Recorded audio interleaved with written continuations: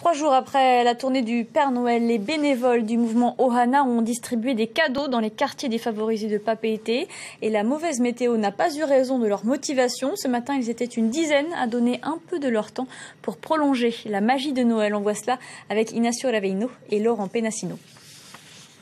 Ils ont troqué leurs traîneaux contre des véhicules à benne plus pratiques sous nos latitudes. Ici, les cadeaux sont emballés dans des sachets en plastique. Ce n'est pas le grand luxe, mais c'est suffisant.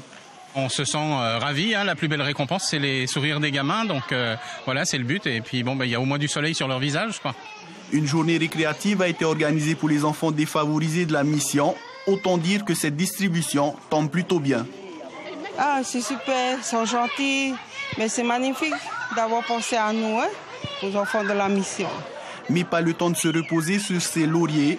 Pour les Ohana direction la vallée de la Fataoua, un voyage improvisé qui ne passe pas inaperçu. Nous avons la chance d'avoir l'association Ohana qui est passée dans notre quartier où nous n'allons pas nous cacher la face, où on sait que nous sommes un quartier défavorisé par rapport à tous les enfants du monde qui sont dans le besoin. Eh bien, merci beaucoup à cette association qui est passée chez nous. Et on est heureux. Parce que la Noël, c'est déjà pu passer. On n'a pas eu plein de cadeaux. Chez nous en Polynésie, on est très fraternels, on se soutient, on se tient les mains. Et puis je pense que le nom de cette association prend tout son sens aujourd'hui quand on voit la joie et le bonheur qu'on peut apporter à ces milliers d'enfants. Ohana est un événement qui a été créé voilà près de 2 ans et depuis il contribue à égayer un peu plus le quotidien des enfants défavorisés du Fénois. Natalia Germain, bonsoir. Bonsoir. Vous êtes donc l'organisatrice de cet événement. Vous n'êtes pas une association Non. Et vous tenez à garder ce statut. Pour quelle raison ?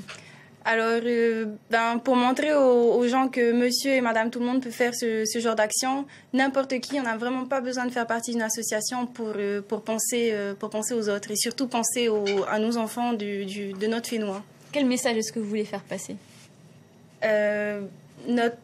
La société d'aujourd'hui est devenue un peu plus égoïste et je pense qu'il faudrait qu'on redevienne comme avant, qu'on n'hésite pas à aller voir son voisin s'il a besoin de quelque chose, qu'on n'hésite pas à l'aider, pas que son voisin, même son quartier ou même la commune, qu'on n'hésite pas à s'entraider. Après, pour moi, les enfants sont plus importants, donc c'est vrai que pour Noël, je marque le coup et j'essaye de marquer le coup chaque année. Il y a donc le Noël et il y a aussi le reste de l'année des journées récréatives.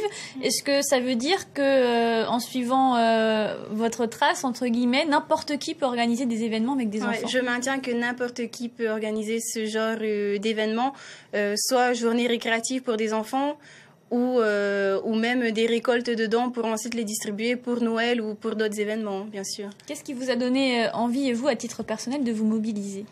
Alors, je le faisais déjà avant, depuis petite, je fais ce genre d'action.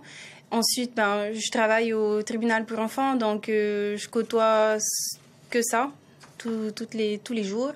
Et là, je me suis dit, allez, pourquoi pas organiser une grande récolte via les services, les réseaux sociaux.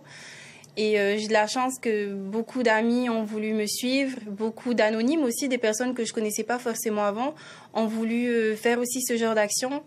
Et du coup, ça a donné ça. Et rien qu'en voyant le reportage, je suis contente. Et sans cadre officiel, sans subvention, le bouche à oreille, ça suffit ? Le bouche à oreille suffit. Après, beaucoup de personnes veulent aider, ne savent pas forcément comment s'y prendre.